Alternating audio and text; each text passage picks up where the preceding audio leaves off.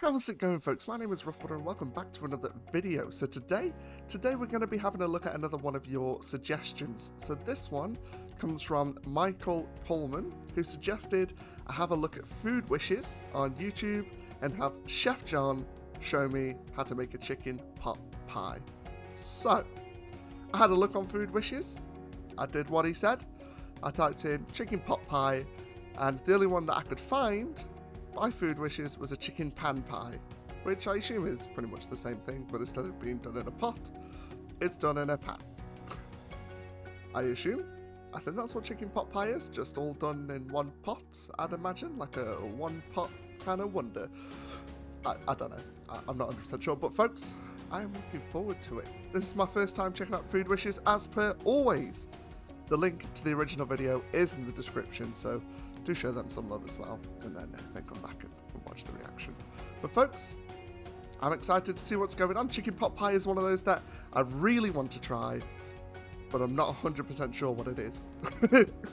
I'm pretty sure it's just a chicken pie done in a pot. But let's find out. Here we go, folks. Food wishes, brace yourself, for you're about to face the judgment of the fat man. Let's go. Let's see what the chicken pan pie has to offer. Hello, this is Chef John from foodwishes.com with chicken pan pie. Hello. That's right. We're going to... I like this little tune in the background. It's a little bit jazzy. The little jazzy piano. I like that. Chicken pan pie. That is a pan. That is a pie. I assume it has chicken in. Does what it says on the tin. We're going to make chicken pot pie in a pan, which is usually just still called chicken pot pie. Okay. But it shouldn't be, since it really is a completely different, far superior species of chicken pot pie. Oh, controversial. Chicken pot pie versus chicken pan pie. Folks, let me know down in the comments which you prefer. With a much higher crust to filling ratio, okay, and the filling that buttery, flaky crust is going to be fused to is going to be even more savory and deeply delicious. Okay. So we're going to call it what it really is. Chicken pan pie. And to get started, what we'll do is melt some butter over medium-high heat. Excellent. Into which we will toss our diced onion.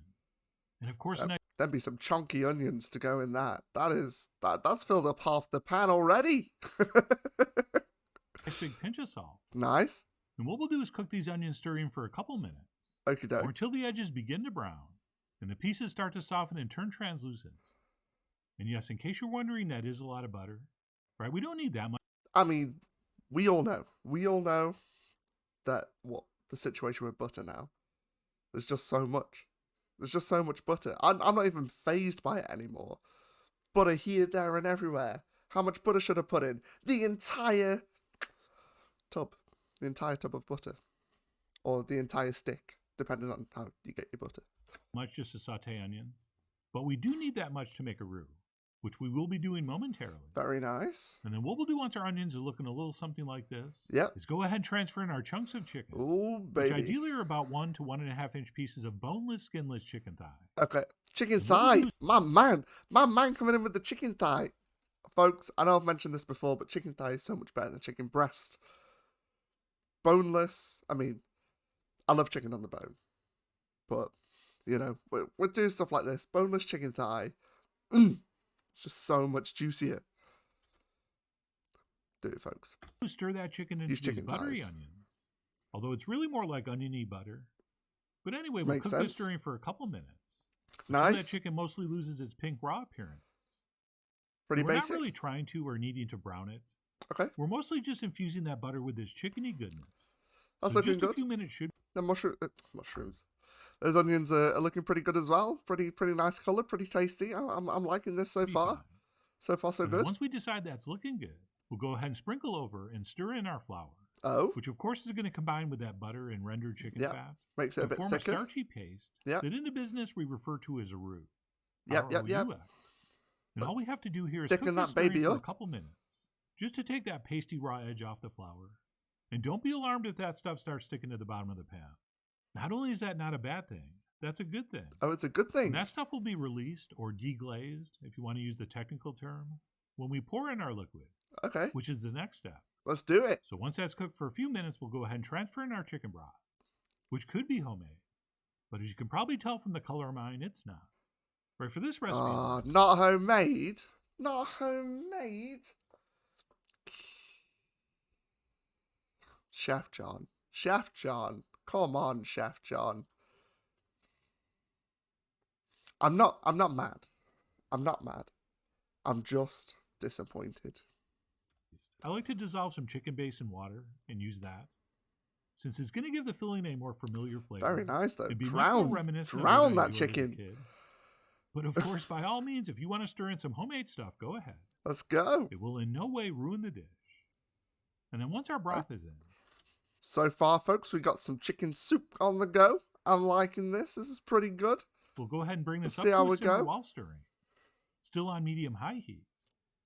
And then once we Yep. have everything bubbling enthusiastically, Okay. we'll go ahead and add our carrots and celery, which have been cut into about Nice. 1/4 to 1/2 inch size pieces. Okay. And then This is at this pretty- point, I'm pretty going to need you standard to make stuff. a decision, which I apologize for, since there's nothing worse than decisions. True. But at this Facts. Decision making, 0 out of 10. point, we're going to have to decide how far we should reduce this. I like that. Which Do for you know me, what? I was going to say I like how much colour that's bringing to it. But then that just made me think that them veggies are very vibrant. Like, that celery is very green. Right, that is.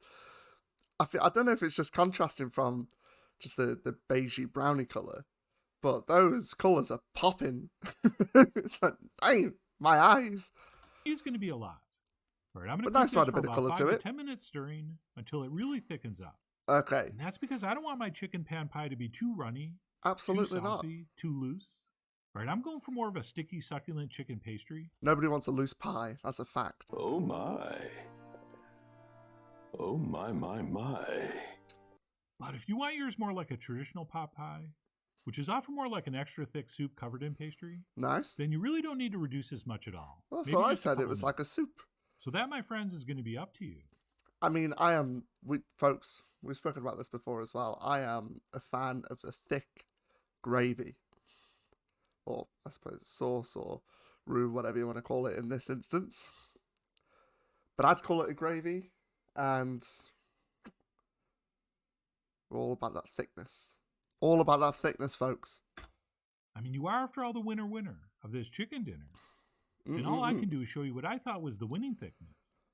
And that's it. Once we're happy with how this looks, I we'll thought go that ahead was and pretty turn off solid, the to be heat, fair. and we'll stir in some frozen peas, which have been thawed and Oh, drained, even more as colour. well as about a teaspoon of freshly picked thyme leaves, Excellent. which I think is absolutely gorgeous in this. Yeah. But if you don't have yeah. a fresh thyme plant, which you all should, you can just add a nice pinch of dry thyme at the beginning with the broth, and that will work as well. Thyme is solid. One of my favourite herbs to use is thyme, especially in potatoes. Thyme in mashed potato. Beautiful. 10 out of 10. Oh, and it was right Very about here when I tiny. remembered. We need to add a little bit of freshly ground black pepper. Absolutely. And, of course, a little touch of cayenne. Nice. So I went ahead Bit and of stirred that spice in as there. well. And then we'll go ahead and grab a spoon I like to this. do two things. This Right, is the first of which pretty would be solid. to make sure we have everything distributed evenly. yeah. Right, that way every serving is going to have the same amount of chicken. And then the other, probably more important thing we're going to do is taste this for seasoning. All right, mostly for salt. And if you use a chicken base like I did, it should be fine. But either way, give it a check. And if it's tasting good, we can just set that aside and move on to prep our crust. Excellent. And for that, Let's we're going go. to roll out exactly one recipe of our famous butter crust pastry dough into a circle an inch or two bigger than our pan. Wait. And while technically you can use any pie crust dough you want, the reason I hope you use our butter crust dough is because it's very high butter content. Wait. I'm trying to figure this out. So did they sell their own pastry? Is that what it is? So it's like a rolled up pastry. Because I was waiting for this to be homemade. What's going on here? I want to see you making this stuff. What? Chef John. We'll actually insulate the top crust, which will Chef ensure it cooks John. beautifully on top of that wet filling without dissolving and melting in like some doughs will. Very And once nicely we do rolled have out there. that Those rolled out, rolling skills. We can take a knife or 10 out pizza of 10. cutter and kind of go around trimming the edge, just to get something a little more uniform. Ah, look at So that. we don't end up with a big Little- chunk of undercooked dough on one side. Now, Okay. what we'll do once that's trimmed is That go was around smooth. folding over about a ½ inch of dough. And do not worry about trying to make it too uniform, since the only reason we're doing this is so that we have enough dough going around the outside, around the outside, around the outside Nice. for the next step, I was thinking the which is our same. decorative crimping. No, not crumping, crimping. And that's when we go around the edge of the dough, Yep. pushing one finger from one side into two fingers on the other, which is going to create that gorgeous scalloped edge. Nice. And contrary to the popular song from many years back, Prod it. crimping is easy. And then once that's set, before we lay over our filling, let's go ahead and place our frying pan on a sheet pan, just in case we get stuff bubbling up and out. Nice. We'll do I one more like that. thing That is a nice consistency. When it comes to a pie, that is a 10 out of 10 consistency. I like that. That is good. That's going to be nice and thick.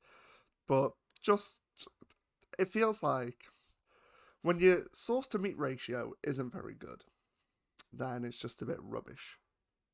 I mean, wise words right there. But like, obviously, it all comes oozing out. You don't have enough meat in the pie or whatever, and I don't know. It's just a bit pants. It's just a bit pants when it's all sauce and no substance. But the ratio to meat to sauce and obviously the veg and stuff in there seems spot on. You're gonna get a nice chunky filling in your pie, and that's what it's all about. It's all about that chunky filling. Nobody wants soggy pie. to the dough. And that would be to punch or cut a small hole in the center, which is going to allow steam to vent, which is Nice. going to prevent our crust from puffing up, which may cause it to cook unevenly. So I guess that's optional, but I do it and think you should too. And that's it. We will carefully place that over the top Let's of our do filling, it. and we'll go ahead and wrestle that into place, getting it as evenly centered as possible. And usually for something like this, we will roll the dough back over a rolling pin, Yep. and then use that to transfer it over the pan or dish and roll it back on top. But I didn't do that because I didn't want to mess up that beautiful crimped edge, which we're going to a little bit no matter how we transfer this on. That's fair. But I think just picking it up and placing it over works the best. And besides getting it nice and even, I do want that dough touching the filling everywhere, which Yeah. is why we'll give it a little bit of a light press. And then before we bake this, I do like to brush the top with an egg wash, which is just an egg beaten with a couple teaspoons of water. Yeah, it gives it So a again, another optional gives thing it a that's bit up of to you. crisp. I like But I that. do Nice. think it makes it look nicer. Solid. But either way, once that's ready, we'll transfer it into the upper center of Okay. a 425-degree oven for about 40 minutes Very nice. until our crust is beautifully brown and our filling's bubbling and our chicken pot pie And looks there it is, absolutely folks. gorgeous. And we'll remove that. And there it is. And there it is, the finished product. You know it's good when the sauce starts seeping through the top as well. Looking through the hole he made in the middle. It's looking good. It's looking good, folks. Do you know what? I would happily eat this any day of the week. Any day of the week, I'd happily sit down and have some of this. It seems quite simple to do. You know, quite basic recipe, but I reckon it is quite flavoursome. I really like his ratio, as I said before, meat to sauce. 10 out of 10. I'm hoping he's going to cut into it so we can see the side. I mean, pretty solid. Obviously, it's quite something basic. I don't know what would I rate it? I think I'd give it a solid 7 out of 10. You know, obviously, I don't think it'd be the best thing I've ever had in my entire life, but I think it'll be a nice, hearty meal.